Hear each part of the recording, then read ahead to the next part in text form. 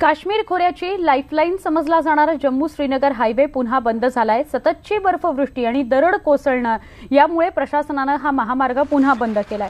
त्यामुळे आवश्यक वस्तू वाहून नेणारे शेकडो ट्रक इथं अडकून पडलेले आहेत।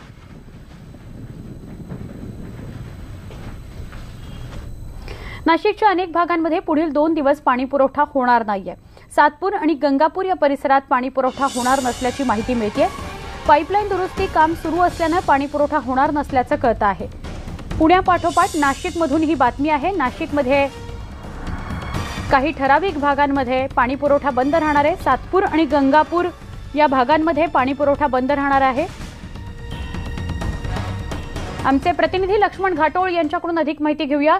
लक्ष्मण, काय सांगाल? पाईपलाईनच्या दुरुस्तीचं काम आहे आणि त्यामुळे कोणत्या कोणत्या भागात पाणी पुरवठा होणार नाहीये, केव्हा होणार नाहीये?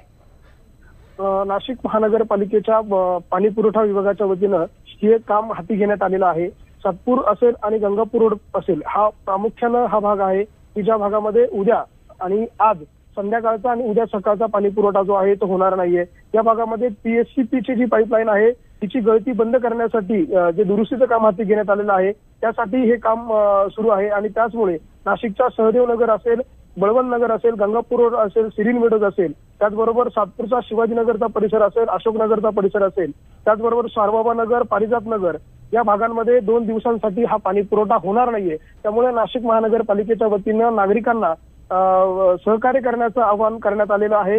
महानगरपालिकेच्या वतीनं हे दुरुस्तीचं काम हाती घेण्यात आलेलं आहे। अनेक ठिकाणी पाणी ज्या पाईपलाईन्स आहेत त्या लिकेज झालेल्या आहेत, त्यामध्ये मोठ्या प्रमाणात पाण्याची गळती होत असते आणि ती गळती रोखण्यासाठी महापालिकेनं हे काम हाती घेतलंय। त्यामुळे पुढील 2 दिवस नाशिककरांना पाणी कपातीचं जो संकट आहे त्याचा सामना करावा लागणार आहे। नक्की, धन्यवाद ही माहिती दिल्याबद्दल।